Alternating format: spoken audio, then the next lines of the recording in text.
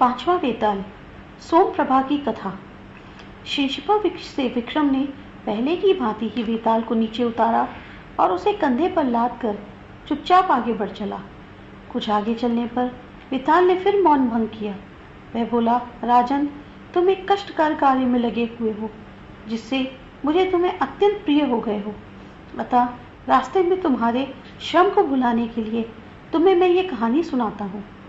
बहुत पहले उज्जैनी में हरि स्वामी नाम का एक सद्गुणी ब्राह्मण रहता था। वह राजा पुष्यसेन का प्रिय सेवक एवं मंत्री था। उस गृहस्थ ब्राह्मण की पत्नी भी उसी के अनुरूप थी। हरि स्वामी की 2 संतानें थी। बड़ा देवस्वामी नाम का एक पुत्र और छोटी एक कन्या, जिसका नाम सोमप्रभा था। सोमप्रभा बहुत ही सुंदर थी और अपने रूप लावण्य के लिए प्रसिद्ध थी।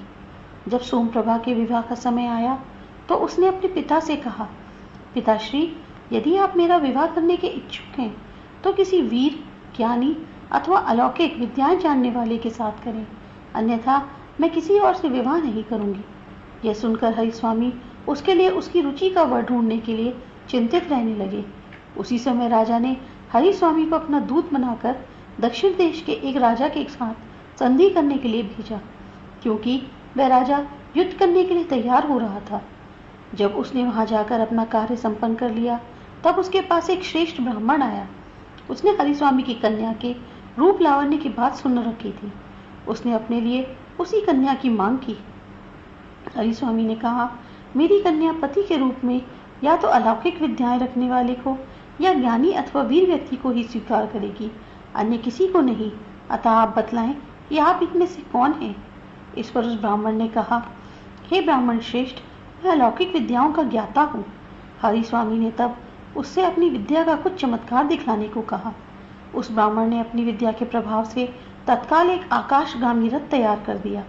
फिर उस ब्राह्मण ने हरि स्वामी को अपने उस मायावी रथ में बिठाया और उसे स्वर्ग आदि के लोक दिखलाया।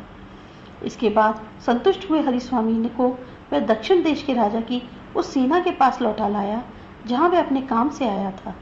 तब हरि स्वामी ने उसे अलौकिक विद्याएं जानने वाले पुरुष के साथ अपनी कन्या ब्याहने का वचन दिया एवं 7वें दिन विवाह की तिथि निश्चित कर दी। उसी समय उज्जैनी में एक दूसरे ब्राह्मण ने हरि स्वामी के पुत्र देव स्वामी के पास आकर उसकी बहन से विवाह करने की याचना की। देव स्वामी ने जब उसे अपनी बहन की शर्तें बताई तो वह ब्राह्मण अपनी विद्या का कौशल दिखाने को तत्पर हो गया और उसने अपने अस्त्र शस्त्रों का कौशल का प्रदर्शन किया। यह देख देव स्वामी ने उसी के साथ अपनी बहन का विवाह करने का निश्चय कर लिया। अपनी माता की अनुपस्थिति में उसने भी ज्योतिषों के अनुसार 7वें दिन ही विवाह का निश्चय कर लिया। उसी समय एक तीसरे व्यक्ति ने भी सोमप्रभा की माता के सम्मुख स्वयं को ज्ञानी बताते हुए उसकी बेटी से विवाह करने की याचना की। उसने ज्ञानी होने का प्रमाण भी दिया, जिससे प्रभावित होकर सोमप्रभा की माता ने उससे 7वें दिन अपनी कन्या का विवाह करने का वचन दिया। अगले दिन हरि स्वामी घर लौट आया। आकर उसने अपनी पत्नी और पुत्र को बताया कि वह कन्या का विवाह निश्चित कराया है। इस पर उन दोनों ने भी अलग अलग बतलाया कि उन्होंने क्या निश्चय किया है। उनकी बातें सुनकर हरि स्वामी चिंता में पड़ गया कि एक साथ 3 व्यक्तियों के साथ उसकी कन्या का विवाह कैसे होगा। अनंतर विवाह की निश्चित तिथि को ज्ञानी, वीर और अलौकिक विद्याएं जानने वाला ये तीनों ही वर हरि स्वामी के घर पहुंचे। इसी समय एक विचित्र बात हो गई। ब्राह्मण की कन्या सोमप्रभा, जो वधू बनने वाली थी, अचानक कहीं गायब हो गई। ढूंढने पर भी उसका कोई पता न चला। तब घबराए हुए हरि स्वामी ने ज्ञानी पुरुष से कहा, हे ज्ञानी, अब झटपट यह बताइए कि मेरी कन्या कहाँ है। यह सुनकर ज्ञानी ने अपने ज्ञान द्वारा बता करके उसे बताया, हे ब्राह्मण श्रेष्ठ, आपकी कन्या को धूमशिक नाम का एक राक्षस उठाकर विंध्याचल वन में स्थित अपने घर में ले गया है। ज्ञानी द्वारा ऐसे बताए जाने पर हरि स्वामी भयभीत हो गया। वह बोला, हाय हाय, अब वह कैसे मिलेगी और उसका विवाह भी कैसे होगा। यह सुनकर अलौकिक विद्याएं जानने वाला युवक बोला, आप धैर्य रखें। ज्ञानी के कथनानुसार वह कहाँ ले गई है, मैं अभी आपको वहां ले चलता हूँ। यह कहकर क्षण भर में ही उसने अब सभी अस्त्रों से सजा एक आकाशगामी यान बनाया और उस पर हरि स्वामी, ज्ञानी तथा वीर को चढ़ाकर उसने विंध्याचल के उस वन में ले गया जहाँ ज्ञानी ने राक्षस का भवन बताया था। यह वृतांत जानकर राक्षस क्रोधित हो गया और वह गर्जना करता हुआ बाहर निकल आया। तब हरिस्वामी के कहने पर वह वीर पुरुष आगे बढ़कर उस राक्षस से लड़ने लगा। तरह तरह के अस्त्रों से लड़ने वाले उन दोनों मनुष्य और राक्षस का युद्ध बड़ा आश्चर्यजनक हुआ। अपनी भार्या के लिए जिस तरह राम रावण से लड़े थे, वैसे ही ये दोनों भी लड़ने लगे। कुछ ही देर में उस वीर ने एक अर्धचंद्राकार बाण से युद्ध में मतवाले उस राक्षस का मस्तक काट गिराया। राक्षस के मारे जाने पर वे सभी अलौकिक विद्याएं जानने वाले ब्राह्मण के रथ से वापस लौट पड़े। हरिस्वामी के घर पहुंचकर विवाह का समय आने पर उस ज्ञानी, वीर एवं अलौकिक विद्याएं जानने वाले के बीच झगड़ा पैदा हो गया। ज्ञानी ने कहा, यदि मैं न जानता कि सोमप्रभा कहाँ छिपा कर रखी गई है तो उसका पता कैसे चल पाता, इसलिए उसका विवाह मेरे साथ ही होना चाहिए। इस पर अलौकिक विद्याओं के ज्ञाता ने कहा, यदि मैं आकाशगामी रथ न बनाता तो पल भर में वहां आना जाना कैसे हो पाता। रथ पर बैठे राक्षस के साथ बिना रथ के युद्ध भी कैसे संभव होता।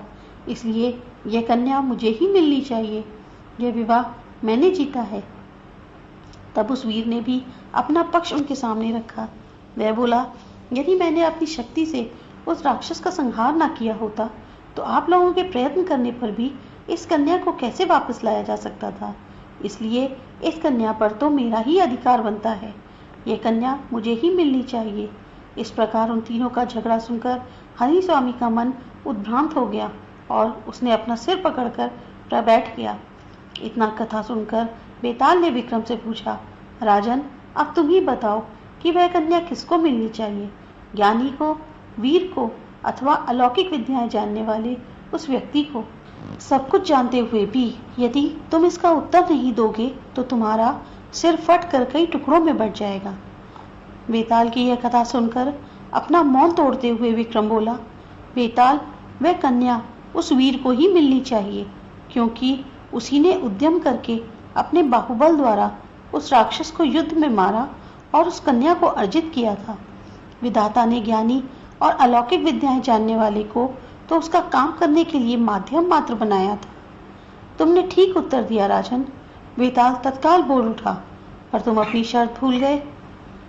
तुमने मौन भंग किया और शर्त के अनुसार मैं फिर स्वतंत्र हो गया। यह कहकर बेताल राजा के कंधे से उतरकर वापस उसी शिंशपा वृक्ष की ओर उड़ गया।